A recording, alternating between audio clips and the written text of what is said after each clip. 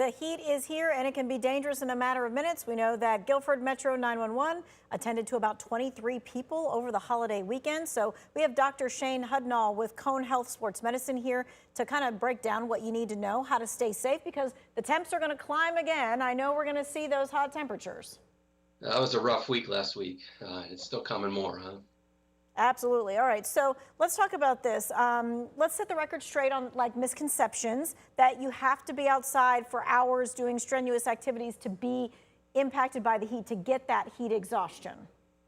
Yeah, and heat stroke is what we worry about the most. So that's when your body's, thermostat stops functioning because it's overheated, and then your temperature just steadily rises and gets above 104. And that's when we really get into the danger zone. You get neurologic symptoms. Those are the bad things that EMS is worried about and we're worried about. But yeah, you don't need to be outside for 2, 3 hours. I mean, I remember a few years ago covering a cross country meet and had a middle school runner who ran just 2 miles and had heat stroke. So you don't have to be out there very long, even less than an hour, we can see it. Is it something as simple as you could be sitting and not doing that much stuff and still get heat stroke just being out in the heat and in the sun? So another misconception, yeah, it's, well, I'm not doing anything physically, strenuous, I'm fine. But yeah, just doing simple yard work, just sitting outside, just getting the temperature, the humidity down here, obviously. We need dry air to be able to sweat off and cool our bodies. So it's really tough down here. You don't have to be doing a lot of crazy stuff.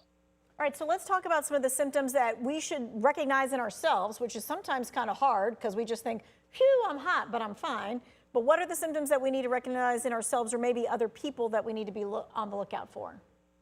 Yeah, so most of us have probably had mild heat illness where you get muscle cramping, headache, nausea, feel a little lightheaded. And that's really when you need to take action. If you see someone else that's complaining of those things, get out of the heat. So those are the early warning signs. Because when you have heat stroke, the most common symptoms that you see is someone, loses consciousness, they're confused, they may be acting strange. I mean, we had someone with heat stroke that started, it sounds funny, but started naming a bunch of saints, and that was out of character. So some weird behavior can occur, and we've seen seizures too. So you don't want to wait that long. You see that mild heat illness, take action.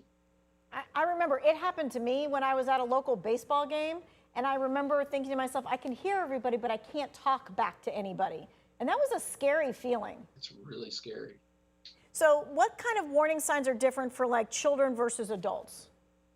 Yeah, so children have the same symptoms. We think that the reason that they're at higher risk of heat illness is because they're just not as good at verbalizing it as adults are. So they'll still have the headache, they'll still feel nauseous, but we have to be more aware and see, are they slowing down? Are they just not acting the way that they usually do? And then you have to be more proactive with them because they just may not tell you, hey, I feel overheated.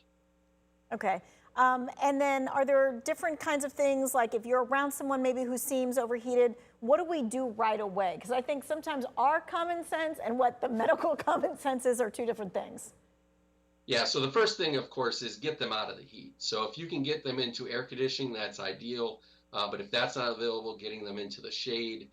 Remove any excessive clothing. So if they're wearing a hoodie for some reason, you want to take that off and make sure that their arms and their legs are exposed so they can sweat. Usually, out in the field, if we're in a cross-country meet, we'll put them in an ice bath. You want to cool immediately. So that's really important. If you don't have access to that, of course, getting ice packs, putting them in the neck and under the armpits, on the groin, just anywhere around the body, just to keep the core as cool as possible. And then if you're really worried, obviously call 911. Is there something that we should not do? So the biggest things that I see are, when your temperature goes up, you think, all right, well, this is the same as a fever. Let's give Tylenol. But Tylenol and ibuprofen, they don't work with heat illness. The main goal is to cool them, not to give medications.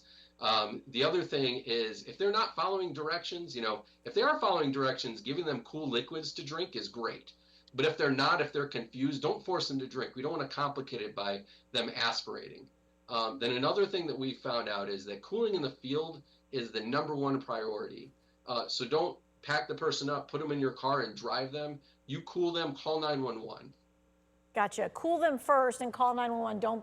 That is key, because I think everybody just thinks I just need to get them somewhere. Get them somewhere. Cool. Yeah. Cool. Okay. And then when do you call 911 for sure? Like, this is what we're doing. So when you start to notice those early signs that they might be getting confused, they're not acting appropriately, they're becoming less responsive to you, call 911 immediately. Okay. All right. We're going to continue talking about this because we are just at the beginning time of summer. We know we're going to be seeing those triple digits again. We'll be back in just a few minutes.